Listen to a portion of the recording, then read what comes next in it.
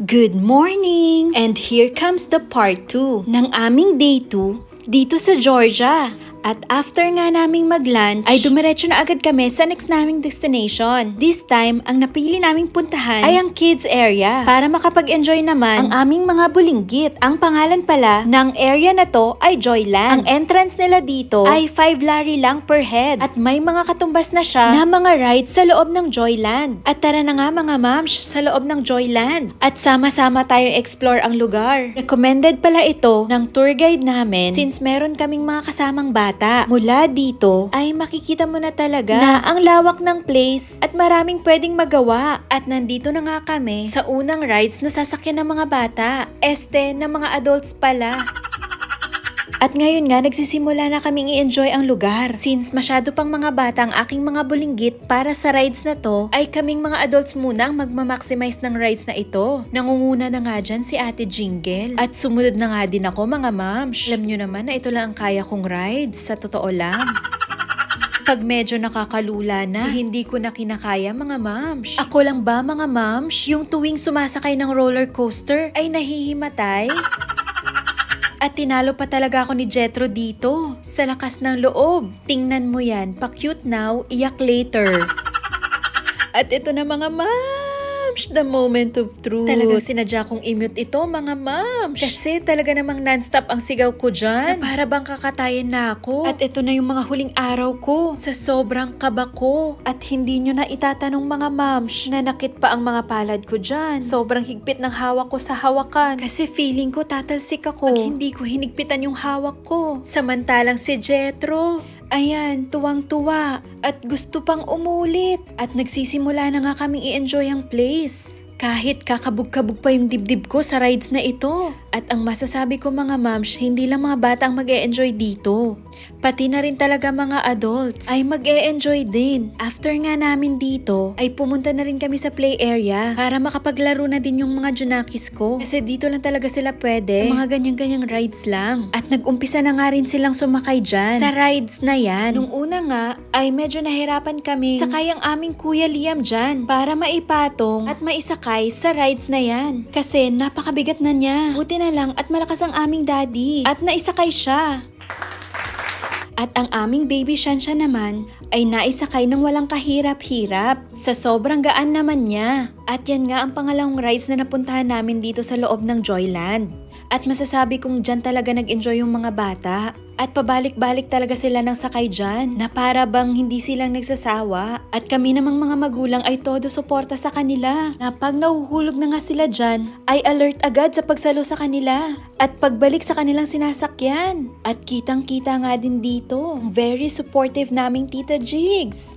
At nung magsawa na nga sila sa pagsakay dito, ay lumipat na rin kami ng location. Itong susunod naming pupuntahan ay dito talaga sila tumagal. Outdoor play area kasi talaga siya. Ang kaibahan lang nito ay meron snow. Meron nga ditong trampoline kung saan pwede silang tumalon-talon hanggang magsawa sila. After nga nila dyan sa trampoline ay bumaba na rin sila at nag-explore sa paligid. Maliban nga sa trampoline ay meron din sila ditong laruang train na gawa sa kahoy. May swing din at bahay-bahayan. Kaya perfect sa mga junakis nating gusto lang maglaro. At hinayaan na nga muna namin silang mag-ikot-ikot dyan at maglaro sa area na yan. At syempre, alert ang aming Tatay Lo sa pagkuha ng mga video sa kanyang mga apo.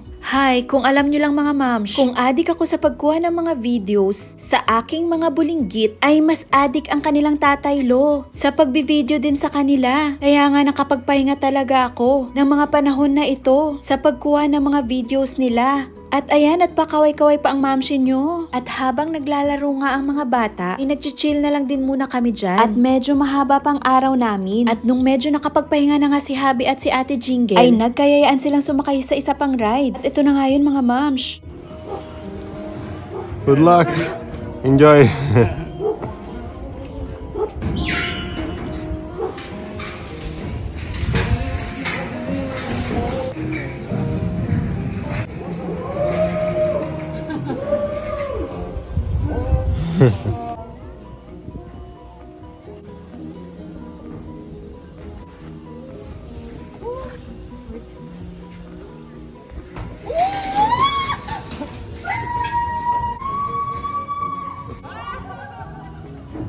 Oo, diba? Kitang-kita talaga na nag-e-enjoy sila. At syempre, pasa ko sa mga ganyang rides, mga mams. At balik na nga tayo sa aking mga bulinggit.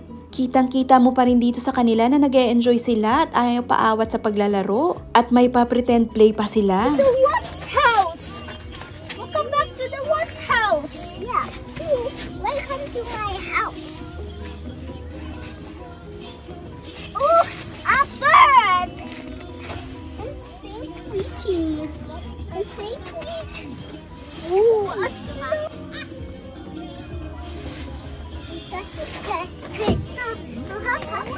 Hi! Hi! Shanshan, hi! Tweet.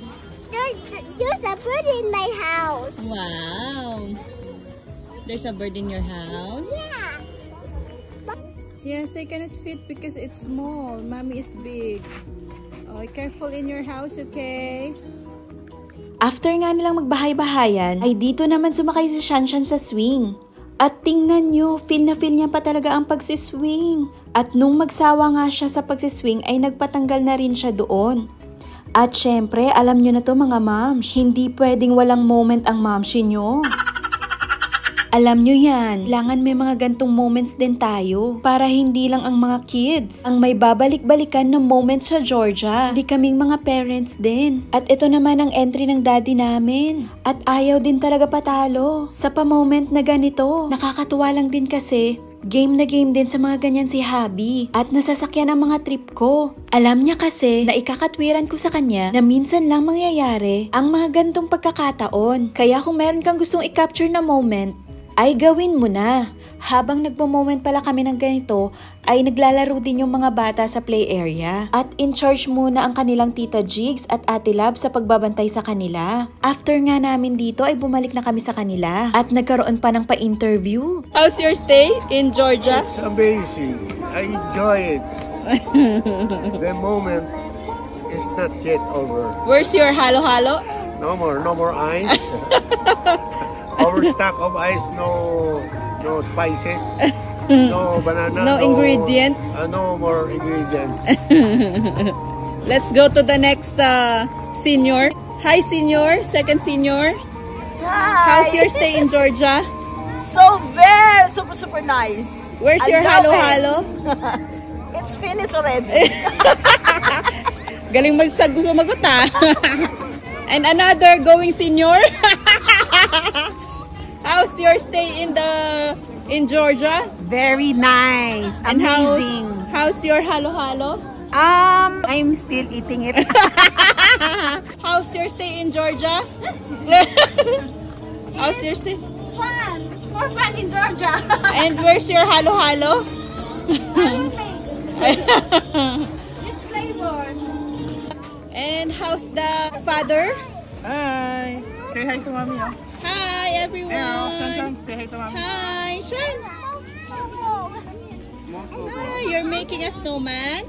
I'm making a snowman. Okay. At ito na nga ang final look ng snowman. At nung lumapit na nga ako kay tatay ay nag-umpisa ng sumayaw sa sobrang saya. Hindi niya daw kasi ma-express kung gaano siya kasaya mga araw na ito, kaya isasayaw na lang niya. Ayan, at tinodo niya pa talaga. Sobrang sarap din talaga sa feeling. Bilang anak, ang makita mo, napapasaya mo ng ganito ang iyong magulang. After ngang mapagod ni tatay sa kakasayaw dyan, ay pumunta na rin kami sa next naming destination. Ito ay ang Borjomi Central Park at isa ito sa pinakamalaking park dito sa Borjomi. Ang entrance fee pala nila dito sa park na to ay 5 lari per person. Medyo hapon na nga rin kaming nakarating dito, kaya medyo padilim na. Kasi naubos talaga yung oras namin dun sa Joyland. Dito nga sa loob ng park ay makikita ang tinatawag nilang Ekaterina Spring. Sa loob ng glass dome na yan ay makikita ang famous miraculous spring water na sinasabing nakaka-cure daw ng maraming sakit. Ayan siya mga moms. Tuloy-tuloy lang din ang agos ng tubig at bawal siyang isara. Pwedeng-pwede nga rin kayong kumuha ng tubig dyan at mag-refill. Kailangan nga daw ay inumin agad yung tubig within 48 hours. Kasi hindi na siya ganon ka-effective after 48 hours. After nga naming mag-refill ng tubig dyan ay nag-picture-picture na lang kami at umalis na rin. Wala na rin kasi talaga kaming lakas para ikutin pa ang buong park. At nagsisimula na rin kasing dumilim. At lumamig ng bonggang-bongga. At At nung makalabas na nga kami ng park, ay another picture na naman. Sinusulit talaga namin ang view habang hindi pa totally dumidilim. At ayan nga ang aming mga behind the scene habang nagpipicturan. At maya-maya nga lang ay may nakita kaming malalaking aso. At dahil mahilig nga si Shanshan at ang daddy namin sa aso, ay tuwang-tuwa silang hinihimas-himas yung aso. Sa totoo lang, ang babait na mga aso nila dito. At ayan na mga mams, that concludes our day 2. At abangan nyo kami sa day 3. Bye!